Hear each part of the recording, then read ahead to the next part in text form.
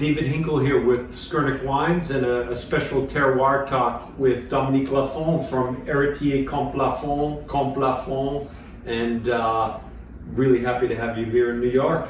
Very pleased to be here with you in New York. Just wanted to do a little history of kind of your adventure in the Mâconnais and kind of give us a little bit of a timeline as how that developed. And it's I think an amazing story of you know, an adventure that began in Meursault and ended up in Milly-la-Martine. Yeah. I started, I took over from my father in Meursault, and I was full-time in Meursault in '87. So, you know, taking over the vineyards and trying to make a little bit more wines. And after 10 years, I found out it was very hard to develop around Meursault, in the Côte de Beaune or Côte de Nuit, because there's no vineyards available, because it's very expensive, and it's really hard work to produce more wine and to offer more wines. At that time, I had a lot of very good relationship with the growers in the Mâconnais, due to my previous job working with Becky Wasserman. So I was a wine buyer and I was going around the Mâconnais, and I was thrilled by the quality and the potential of this area. So I started to think about doing something in the Mâconnais, and it took me like 2-ish years to meet someone who wanted to sell his domain.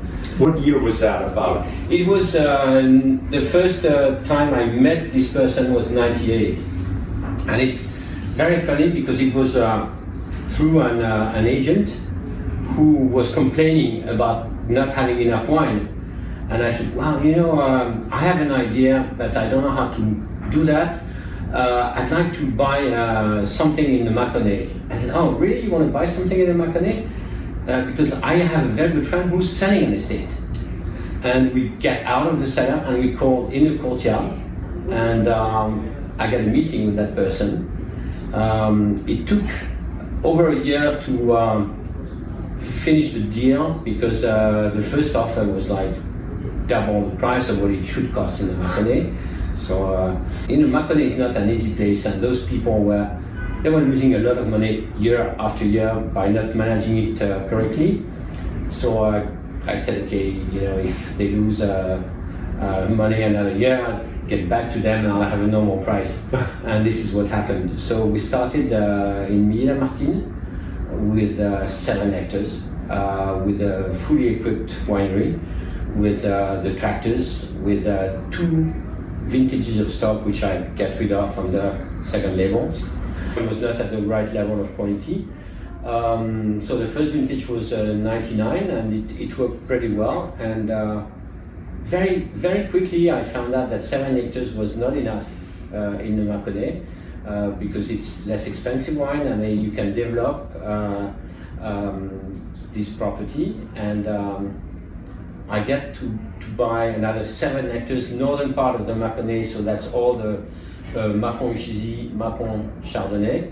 Towards Viray. Up north, yeah. It's further than up north. It's at the level of Tournu. And I visited that second estate that was for sale, and part of it actually, the first I remember seeing was the Clos de la Crochette in Chardonnay, which is a monopole, an amazing vineyard. Decided me to buy again. You have to take into account that the vineyards are not expensive in Mâconnais, so you can really do a deal fast. You can, it's easy to go to the bank and borrow money to buy those vineyards, as long as you are able to sell the wines. So that was 2003, so we doubled the demand. By 2006, something very important to us happened, is that I hired Caroline who's been working for us ever since. So it's 15 years together. How did you meet Caroline? When I bought the domain, there was a cellar master, an old guy who retired. So I had to hire someone else, and I put ads in the papers, and I had three persons that were I think quite good on the paper. So we did meetings. The first person I talked to, I just had opened those bottles of Macron, and I said, oh, you should know what we're doing. Let's taste the wines. And the first guy looked at the wine, tasted the wine with me, and said, this is good, this is good, this is very good, this is very good. Okay, thank you, goodbye. Then the second guy, who I talked to, I did the same, and the second guy tasted the wine and said nothing. And then I interviewed Caroline, very high level of study. She's an agricultural engineer, enologist. We did the first part of the talk, and I enjoyed talking to her.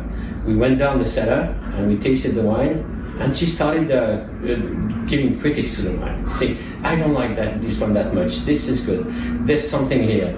And I said, that's the kind of person I need to deal with. Wow. And actually, this is how we work together. Like once a week we taste together, and I can tell her anything I feel about the wines, and she's doing the same with me. So there's no politeness when we talk about quality.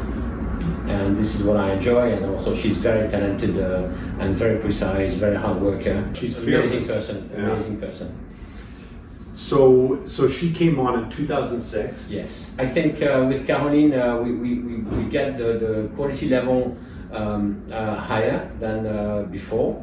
By 2009, I was offered to take over 7 hectares in Viret-Clessé, which to me at the time was like, it's a big move. I don't know if we are fully ready to do that. In 10 years' time, to go 0 to 21 hectares is a fairly big move in terms of organization, to do the vineyards, to have the tractors, to have the employees, the space, and also to have the sales for those wines.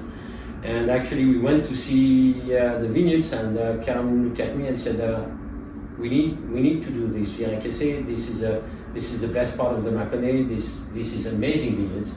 And you know the Viret too from your history. Yeah, I know. I knew them well, and I knew it was going to be quality wine, but it was just like, I need to have my team behind me to do that big move again. It's investment, but it's also a lot of work and get organized and all that. And when I knew Caroline was thrilled about doing Viret-Clessé, I knew it was going to be quite easy to do that.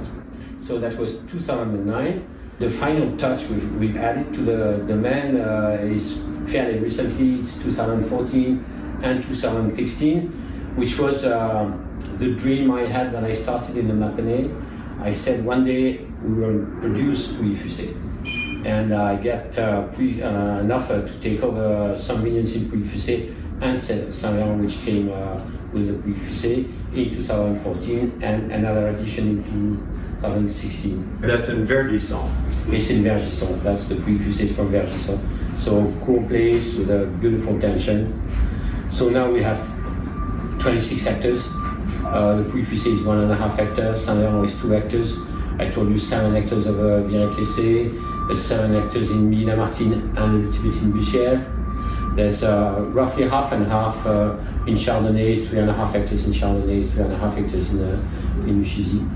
And we also do with all what we don't want in the higher level wines. We do that Macron Village, which is a screw cap, entry level wine, everyday drinking. So tell me about the farming, because that was also a big part of what you did, was to kind of change the mentality of farming down in the Mâconnais, because the culture was not as you did at Comte Lafon in Meursault. No, well, you have to understand that the Mâconnais is run at least 80% by co-ops. And the guys who are in the co-op, there's a lot of weed killers and heavy chemicals. And so the domain when I took over was like this. At the time I had 2 harvesting machines, which I never used. I had to buy when I bought the domains. So the first vineyard manager I had was used to work like this. And I started to push him a little bit and say, hey, we should stop using weed killers. And he was kind of reluctant.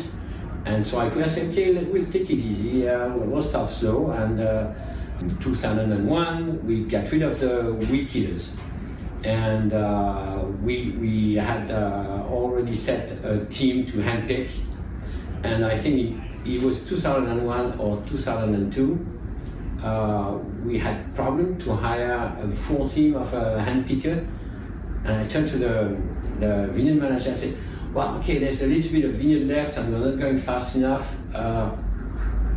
Let's use the machine. And at that time, he looked at me and said, no, we can't do that. With the work we're doing, we cannot use the machine anymore. So I knew I won. And by 2002, we moved organic.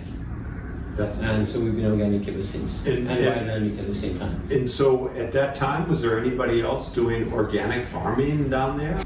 A little bit, yeah. There's always been a few rare people that worked like this, and they were friends, the Guillaume, other guys in Puy-Fusé, which I knew of, but it's very, very, very rare. And today, how has the Mâconnais progressed today with the farming?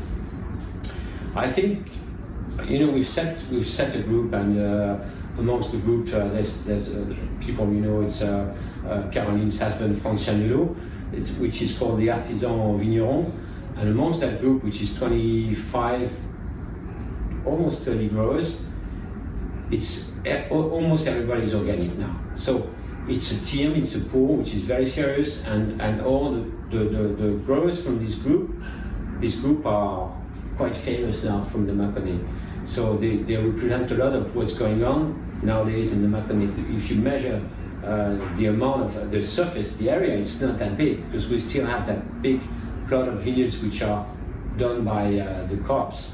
Even if the co-ops are working, they're moving forwards. There's a nice move in the Mâconnais at the moment to make it more in a more serious way. So tell me a little bit about the quality of the wines and how the farming changes, because I know we've talked a lot that the last 5 years you felt you've really taken a big step forward in many different ways, and some of that has to do with the farming, some of it has to do with adjustments to the vinification and learning the Mâconnais. Yeah, I think if you take the last 5 years, we were already quite set on vineyard managing and doing the work. I think we needed to do some adjustments on the winemaking and fine tune and like picking days for each vineyard, like how to age the wines. We improved also the bottling time and how we bottle the wines. We went through all those things with following the dissolved oxygen, with how we filter the wines, why we filter the wines, the fining, no fining, and all that is all a lot of fine-tuned things which I think has been very important.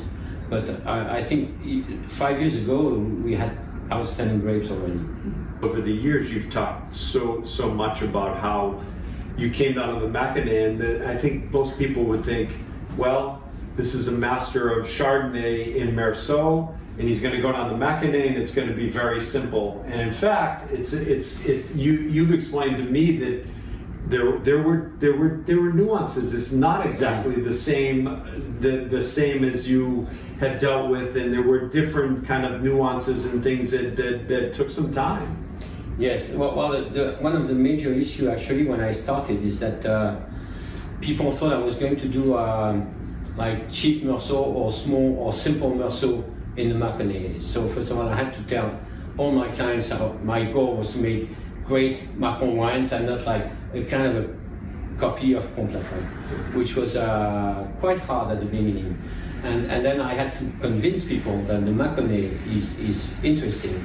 I had to show those people that the terroirs were also amazing, and that it was a different style of wine, because Macron is not Merceau. So that was for the way you talk about your project. But then it's true that even with all what you've learned and what you know, because you worked in Merceau for long, part of it you can apply in Macron, but part of it you have to find out how to reveal all those places. So, for example, we don't work with barrels, we work with larger volumes, we work with ovals, we work with puncheons. When I started using those larger volumes, I used them the way I work with barrels. Then I found out that it doesn't act exactly the same way, so you have to find how to use those larger volumes The fermentation, they don't run the same way in an oil or in a puncheon or in a barrel. So I had to find the right techniques with those tools, and it's a year after year improvement that you do by sometimes small mistakes or things you don't like, which you want to switch.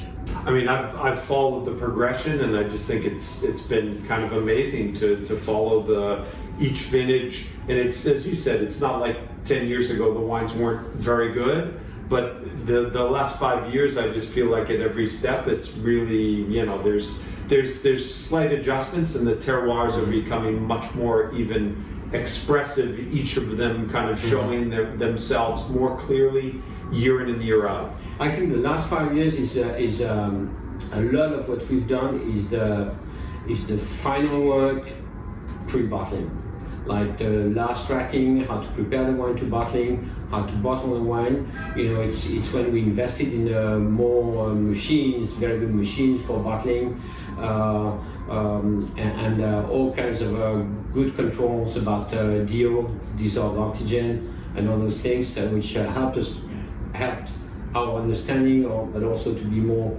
precise with everything. And I had something in mind with your question. Part of what we had to do also was to when you start making wine in the Mâconnais, you think there's a kind of a quality level limit, but we're moving that level up all the time, and I think now we really trust we can go very far in those areas. No, I couldn't agree more. To me, it's a blank slate in many ways, because there is this amazing terroir that you really started to discover and like break through some of the, as you said, the glass ceiling that people thought was there. And I think you're just scratching the surface really, and I think the excitement between you and Caroline that you can see when both of you are together, when you're talking about each other's ideas separately, it's pretty remarkable to see that. And it's can you talk for 2 seconds about your filtration testing, because I think it's so interesting what you've developed over the years to kind of in one of the, as you said, one of the final fine tunings of the wine. And you pioneered a way to do that. Okay, when we prepare white wines for bottling, the first step is using fining or not. And actually, I think I was the first at Comte Lafon to develop fining tests, to ask the labs to do fining tests, which we've been using at Comte Lafon since 1996. I think I had Jean-Philippe Brett as an intern at that time, and he from the Mâconnais, and he was his job was to work on that, and so we applied it in the Mâconnais from start to know, and there's no one that reacts the same way to fining. So we run fining tests, and we taste the wine, and we decide whether we want higher fining, lighter fining on each wine. It's not like on a vintage, but each wine separately we do that decision. And on that level, I mean, Meursault and Mâconnais, they go the same way. It's the same work. But there's a lot of work we share between Comte Lafon and Mâconnais. Then in 2012, I had a very, very small crop in Meursault, which was a dilemma in terms of how we finish the wine, if we filter or and the tools we had at that time was not appropriate to very small volumes like 2 barrels, 4 barrels of wine, which would have been losing too much wine and maybe not mistreating the wine. And I met someone who offered me a new kind of filter where it's a kind of a pad filter where actually I was offered to have filtration test, that opened my eyes. It's amazing. So on each wine, Mâconnais and Meursault now, when the wines are off the fining, we bring them to a lab and they do a filtration test, very nice filtration and stronger filtration, which we can compare with no filtration. it opened my eyes because there's no rules. You know, some wines like to be filtered strong, quite strong. Some just the minute you touch them, you lose everything. And so we make on each wine we do the same decision by tasting. I just think that's one of the many fine tunings that you've done to the way you work.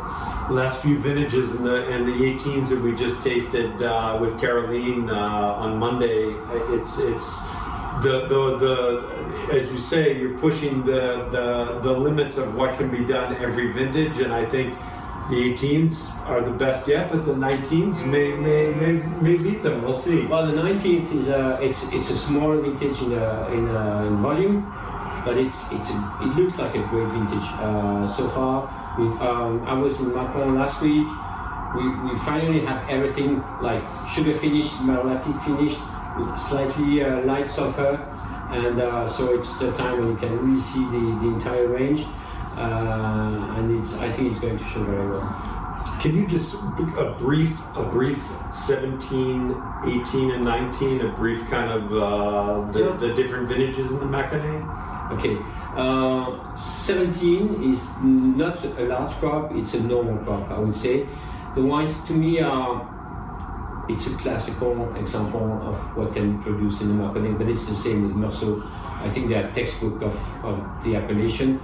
It's an early vintage, but with no heaviness, with a great tension. 18 is a very large crop on a very sunny and warm vintage. So the wines are slightly richer, slightly more Mâconnais style. But what I'm very pleased with is that they kept the freshness, they kept the balance and the tension, which I think is due to the fact also that we are very careful on harvesting dates. But it's a slightly richer, more charming style than the 17, which are slightly leaner. 19 to me at the moment, it's always hard to speak too early on the vintage. In Meursault, it reminds me of the 2010. So they're kind of rich in terms of, they're higher in alcohol than usual. They're kind of rich, but they have so much freshness, so much tension, amazing tension. So it's a wine, it will produce wine which are at the same time intense and fresh, super fresh, with great acidity.